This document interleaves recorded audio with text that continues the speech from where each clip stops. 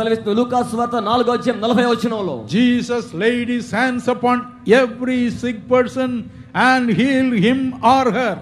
యేసుక్రీస్తు వారు ప్రతి రోగి మీద చేతి ఉంచి అతనిని లేక ఆమెను సంపూర్ణంగా స్వస్థపరిచారు. And he cast out every demon. ఆయన ప్రతి విధమైన దయ్యాన్ని వెళ్ళగొట్టారు. From every demon possessed person. ప్రతి దయ్యం పట్టిన వ్యక్తుల నుంచి దయ్యాలు వెళ్ళగొట్టారు. Because he died for everyone. ఎందుకనగా ఆయన ప్రతి వారి కోసం మరణించారు. Matthew 8:17 says. అలాగే మత్తయి సువార్త 8:27 He was not only moved with compassion. ఆయన కేవలం కనికరముతో చెలించిపోవడం మాత్రమే కాదు. Not only heal the people in his time. కేవలం రోగుల్ని స్వస్థపరచడం మాత్రమే కాదు. But he took upon himself every infirmity. ఆయన ప్రతి విధమైన బాధ బలహీనతను తన మీద వేసుకున్నాడు. Every sickness. ప్రతి రోగాన్ని తన మీద వేసుకున్నాడు. Every disease. ప్రతి బలహీనత తన మీద వేసుకున్నాడు. And he knew the agony of the sickness. ఆయన రోగం యొక్క బాధను ఎరిగిన వాడై ఉన్నాడు. Unless you go through sickness, my brother. నా సోదరుడా, రోగాన్ని నువ్వు అనుభవించకపోతే, unless you go through disease, my sister. వ్యాధి యొక్క బలహీనతను అనుభవించకపోతే నా సోదరి, you will not the agony of sickness. ఆ యొక్క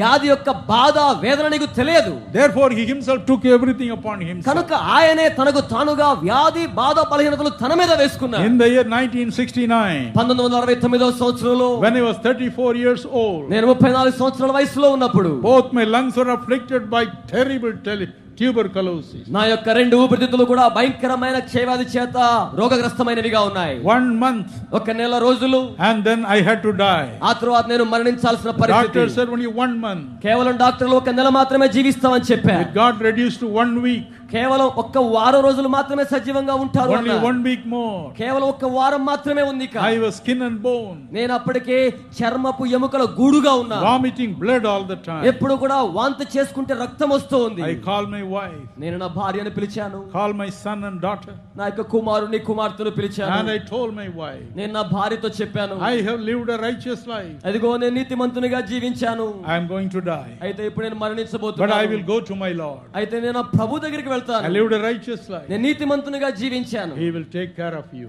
ఆయన మీ గురించి జాగ్రత్త వహిస్తాడని చెప్పాను. My wife wept. ఆ సందర్భంలో మా సతీమణి She left ఏడ్చారు. my room. నా యొక్క గదిని విడిచిపెట్టి She said, you వెళ్ళిపోయారు. will never die. ఆయన అన్నారు, మీరు మరణించరు. There are so many prophecies concerning you. నాకు సంబంధించిన నీకు తెలిసిన ప్రవచనాలు చాలా ఉన్నాయి. I believe in those prophecies. ఆ ప్రవచనాలు నేను విశ్వసిస్తున్నాను. I believe in the love of God. ఆ దేవుని ప్రేమ నేను నమ్ముతూ ఉన్నాను. Not in what you say. కేవలము నీవు చెప్పినట్లుగా కాదు. Nevertheless she cried and cried. ఆ విధంగా ఆమె ఏడ్చి ఏడ్చి ప్రార్థించారు. And the great darkness filled me. గొప్ప వెలుగు నన్ను నింపింది. Waiting to die.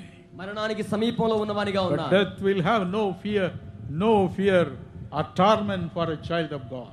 ఏ దేవుని బిడ్డను కూడా బాధపడడానికి, మరణానికి, చీకటికి అధికారం ఉన్నట్లుగా ఉన్న సమయం అది. We know when we close our eyes in this world, we'll wake up in heaven. ఈ లోకములో మనం కళ్ళు మూస్తే కేవలం మనం పరలోకంలో మాత్రమే కళ్ళు తెరవగలమని తెలుసుకున్నాం. But the pain was terrible. అయితే ఆ బాధ భయంకరమైన బాధ. Blood was coming out. నా నోటి నుంచి రక్తం బయటకు వస్తోంది. Terrible pain. భయంకరమైన బాధ. Terrible agony. భయంకరమైన వేదన.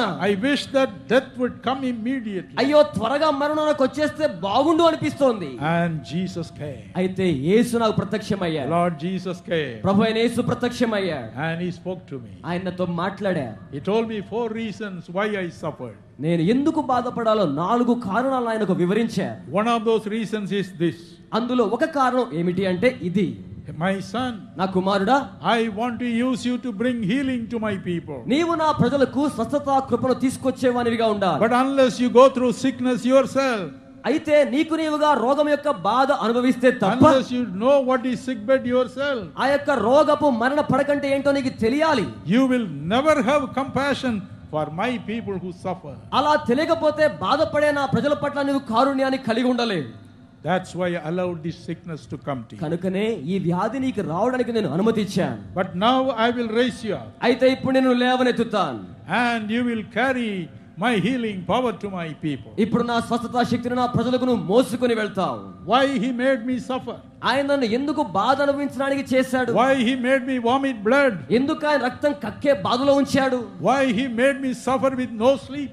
ఎందుకు ఆయన అంత బలమైన బాధ అనుభవించేవానిగా చేశాడు నన్ను? Pain. భయంకరమైన I నొప్పి. used to feel that I was in a fiery furnace. భయంకరమైన అగ్నిగుండంలో ఉంటే ఎంత బాధ కలుగుతుందో అంత బాధను అనుభవించా. Why?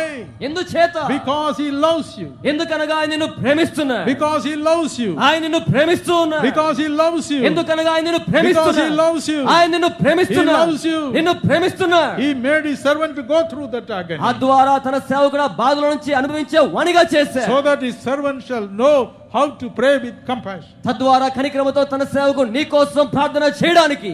Jesus said, యేసు అన్నాడు, let me go through this sickness. నన్ను ఈ రోగములో నుంచి వెళ్ళనివ్వండి. As I said, the Bible says, నేను వాక్యంలో సెలవిచ్చిందని చెప్పిన he రీతిగా took upon himself every sickness, ప్రతి రోగ బాధను ఆయన తన మీద వేసుకున్నాడు. every weakness. ప్రతి బలహీనత తన మీద వేసుకున్నాడు. Oh my brother, ఓ నా సోదరుడా, my sister, నా సహోదరి, today you come to this compassionate Jesus. ఈ రోజు ఈ కనికర సంపన్నుడైన యేసునకు వచ్చి ఉన్నావు. You are going to be healed not by the prayer of Dinakaran. దినకరణ గారి ప్రార్థన ద్వారా నువ్వు బాగుపడ్డం కాదు. Dinakaran is just a man, కేవలం దినకరణ మనిషి మాత్రమే. only a man, కేవలం మనిషి who మాత్రమే. will live today and close his eyes tomorrow. ఈ రోజు జీవిస్తాడు, రేపు కళ్ళు మూసుకొని వెళ్ళిపోతాడు. But here you have the Almighty God, అయితే ఇక్కడ సర్వశక్తి గల దేవుడు ఉన్నాడు. the God of compassion, ఆయన కనికర సంపన్నుడైన దేవుడై ready ఉన్నాడు. to touch you and heal you. ఆయనను తాకి స్వస్థపరిచేవాడై ఉన్నాడు. Every one of you should cheer up tonight. నీవు ఈ రాత్రి ప్రతి ఒక్కరు కూడా ధైర్యం తెచ్చుకోవాలి. None of you should say, I do not know that I will be healed tonight. మీలో ఎవరు కూడా ఈ రాత్రి